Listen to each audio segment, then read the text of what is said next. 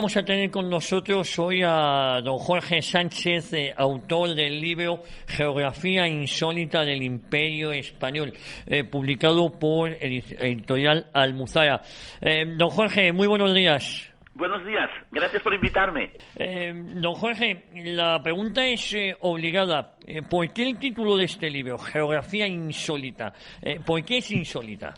Bueno, es insólita porque normalmente cuando se habla del Imperio Español uno lo simplifica y dice sí, que hemos estado en Flandes, en Europa y en América, tal vez se añade Filipinas, pero nada más.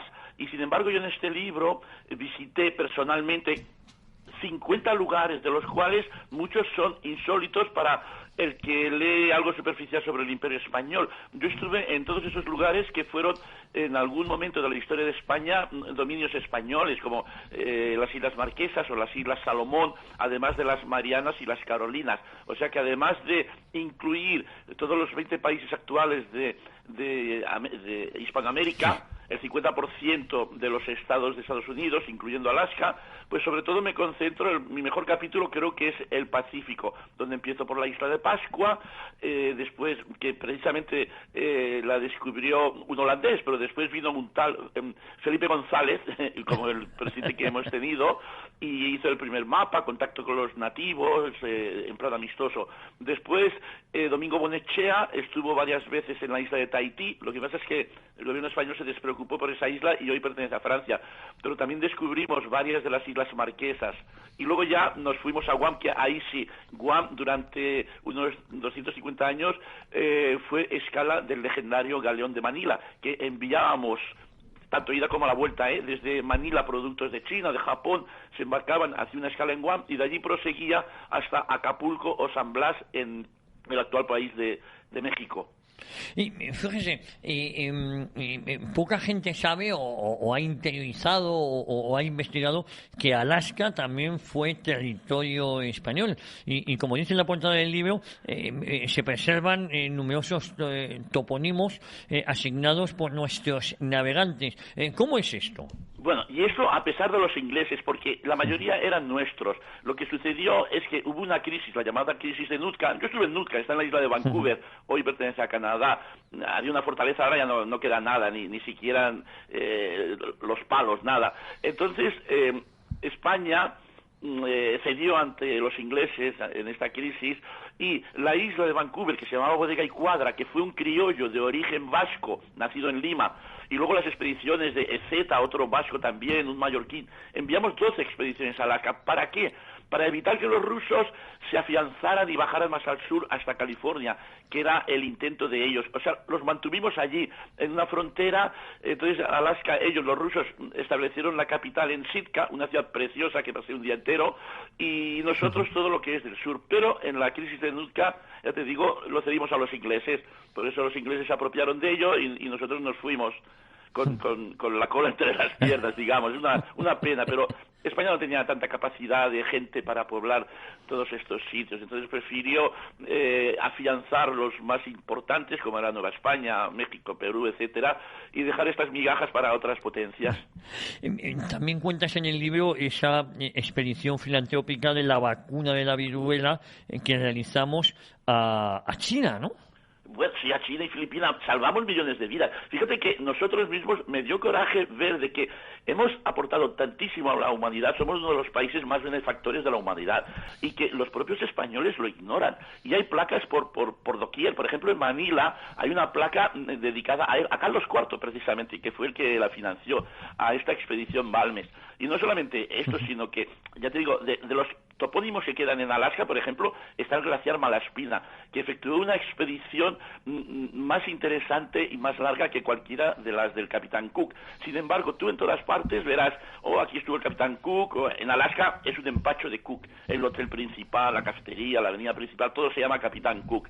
Nada a los españoles, absolutamente, salvo la ciudad de Córdoba, que la escriben con V, las islas de Revilla Gigedo, y ya está. Y la isla de Bodega y Cuadra le cambiaron los ingleses el nombre por isla de Vancouver, porque George Vancouver fue el enviado por los ingleses para negociar la crisis de Nootka y bueno, salieron ganando ellos. Es por eso que, es más, cuando llegué a las Islas Salomón me enamoré de estas islas. Si alguien tiene que viajar al Pacífico y solamente puede un archipiélago, que vaya a las Islas Salomón, por favor. El nombre primero lo dieron los españoles, que dominamos el 90% de los archipiélagos de Oceanía. Era un lago español. Y dimos el nombre al 90%, que incluso hoy todavía existen los nombres españoles, como las Islas Carolinas por Carlos II, las Islas Filipinas por Felipe II, las Islas Marquesas también por un marqués que era el virrey en Perú, en fin. Entonces cuando llegué a las Islas Salomón, que ya el nombre se lo dio don Álvaro de Mendaña, un leonés de Congosto, la isla principal se llamaba Guadalcanal, fíjate, porque era de un navegante de esta ciudad andaluza.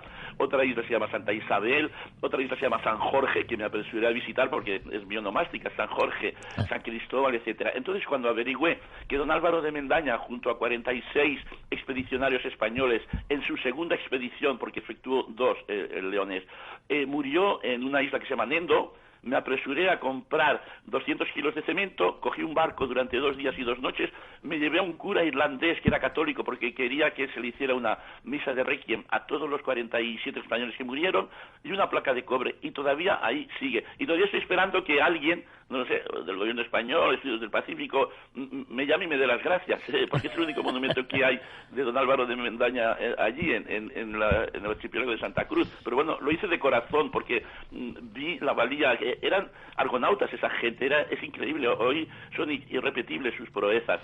Eso fue lo que más me animó a erigir el monumento. Y luego, fíjate, en el mismo viaje continué a la isla de Espíritu Santo, que se la dio Pedro Fernández de Quirós, que era un portugués de Évora, pero al servicio de España, porque sabes que entre 1580 y 1640 las dos coronas estaban unidas. Entonces todavía está el nombre, y hablé con un descendiente de la persona que se encontró con Quirós, y allí sí que hay un monumento que lo erigió el embajador de España en Australia, y bueno, ahí me quito el sombrero ante el gobierno español porque hizo bien, pero en las Islas Salomón no, donde murió Mendaña. Y luego todavía continué en ese mismo viaje a una isla que se llama Vavau, en Tonga. ¿Por qué? Porque allí llegó una expedición de un gallego, Francisco Mourelle, y la descubrió para el mundo occidental, y le querían tanto que volvió después Malaspina. Bien, pues en esa expedición fue el segundo tornaviaje, porque era muy fácil llegar desde América, cruzar el Pacífico y llegar a las Filipinas, el viento te empujaba, pero la vuelta no, tuvo que ser Arellano y sobre todo Andrés de Urdaneta el que encontraran a través de una corriente que se llama de Kurosawa, bueno, un japonés, por el norte, y así pudieron volver a México y se estableció el primer transporte mundial por barco, diría, transoceánico, que duró 250 años, y los piratas solamente nos conquistaron 4 galeones, todos los demás, como estaban muy bien protegidos, no consiguieron saquearlos. Fíjate, Jorge, comentas en tu libro que es un libro para no olvidar nuestra historia, nuestra importancia en la historia, y para que nuestros descendientes se sientan orgullosos de la inconmensurable aportación de España a la humanidad. Yo no sé si achacarlo a la desidia del gobierno español, porque esto no se estudia la historia, pero si esto lo hubieran hecho los franceses, bueno, los ingleses, los americanos, ya habría en Hollywood 500 películas sobre don Álvaro de Mendaña. Y los españoles callados, pasivos, por eso por lo menos yo aporto mi grano de arena a que los propios españoles, porque está más bien dedicado a los españoles, si lo ven extranjeros todavía mejor, para que conozcamos lo nuestro, nuestros antepasados, que creo que es una obligación nuestra aprender sobre quienes nos han precedido, que fueron grandiosos. Jorge, de todos los lugares que has tenido la oportunidad de visitar, porque como nos comentabas, muchos de los lugares que nombras aquí has estado tú personalmente, ¿cuál es el que más te ha impresionado o llamado la atención? Bueno, estuve 3 meses, el primer viaje, he estado 2 veces en las Islas Salomón, fue el que más me impresionó. Me dieron el visado de 1 mes y yo fui a emigración y dije, no, que estoy haciendo unos estudios sobre los españoles, se pusieron contentísimos, me abrieron las puertas y bueno, y me dieron una extensión de hasta 90 días. Ha sido el país que más me impresionó, pero otros, yo diría también, fíjate, Filipinas, el sur sobre todo, porque fue allí donde llegó Legazpi, bueno, y ahí estuvimos también hasta 1898. Y después las islas Molucas, porque había 2, y estaban enfrentadas como, ¿sabes? Ese anuncio de detergente, los de Villanueva de abajo contra los de Villanueva, que están peleados, son vecinos. Pues había dos islas, todavía están, yo estuve en las dos, 3 días en cada una. Y se acuerda muy bien de los españoles. Cuando el sultán, que lo llegué a conocer, se enteró de que estaba investigando sobre los españoles, me puso un motorista a mi lado, gratis, le quise dar una propiedad, no la aceptó, y me llevó a todos los sitios. La isla de Tidor era la española, y allí el barco, el Cano, también tenemos que hablar del Cano, porque le seguí la pista y tengo unas teorías sorprendentes por qué él decidió dar la vuelta al mundo. Pues allí hay una placa de la expedición, bueno, fue en el siglo 21 de la nave Juan Sebastián Elcano, y le pusieron una placa de color negro que todavía existe, mientras que en la parte de Ternate odian a los portugueses. Sí, o sea que me enteré sobre los dos, vi los castillos que habían construido ambos, luego naturalmente se unieron. Es más, España en 1530 cedió en el Tratado de Zaragoza su derecho a las Molucas, Carlos V, a los portugueses. Pero bueno, luego con la unión de las dos coronas fueron otra vez nuestras, hasta que vimos que era más importante defender Filipinas y dejamos las Molucas y vinieron los holandeses y se apropiaron de ellas.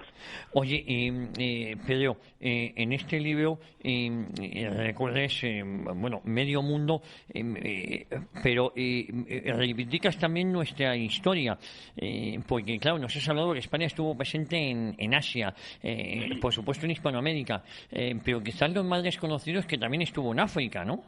Sí, bueno, en África también dedico 4 capítulos. Sí. El primero a Guinea Ecuatorial, me costó tantísimo, yo no sé por qué nos tienen manía los guineanos ecuatorianos, me costó muchísimo, más de una semana conseguir un visado y me dieron solo una semana, pero bueno, tuve suficiente. Luego volví en un futuro y entré por Bata, por Camerún. Me tomó 11 días sin parar, cada noche durmiendo en un sitio diferente, desde Nigeria, evitando los ataques de los autobuses que los atacan por la noche en Biafra, crucé a Camerún y en fin, el día número 11, sin descansar, llegué a Guinea Ecuatorial, pero me enamoré enseguida. Las gentes, ojo que hablan el fang como primera lengua, el español lo dominan todos, algunos hasta hablan francés y hasta portugués, todos hablan el español, sin excepción, pero entre ellos hablan de una lengua local. Pero el cariño que nos tienen todavía, fíjate, nos aman. Dice, menos mal que llegasteis vosotros, porque si hubieran venido ingleses, vosotros nos hubiera ido mucho peor. Claro, y eso también se puede aplicar para toda Hispanoamérica, que menos mal que fueron los españoles con sus leyes de Burgos y sus lecciones de humanidades, y fuimos allí a construir universidades, hospitales. Tuvimos al final 26 universidades en toda Hispanoamérica y 2 en Filipinas, mientras que franceses 0, portugueses 0, holandeses 0, solamente una erigieron los ingleses y solamente para los blancos, para los ingleses. O sea que lo nuestro es formidable porque todos eran ciudadanos españoles, no eran colonias, eran virreinatos y tenían los mismos derechos que un español. Fíjate, también es importante, Jorge, lo que nos cuentas, porque cuando hablamos más, nos tienen manía las autoridades guineanas, no el pueblo guineano. Sí, ¿qué va? El pueblo guineano cada día estaba invitado a tomar café. Allí, en todas las ciudades hay un lugar que se llama la Casa de la Palabra. O sea que es como un kiosco, y me iba allí, ¿por qué? Porque a la hora de la comida pues venía gente, además intelectual, con la corbata, porque trabajaban para el gobierno, y tenía unas conversaciones con ellos. Gracias a ellos supe sobre Manuel Iradier, que fue un vasco de Vitoria, que efectuó unas expediciones en una ciudad que hoy se llama Cogo, al sur, en la frontera con Gabón, que fue allí mi última estancia, porque después proseguí a Gabón cuando expiró mi visado de 7 días nada más, no me dieron más, no quisieron, y de milagro me dieron 7 días porque por lo que sea no hay muy buenas relaciones entre los dos gobiernos.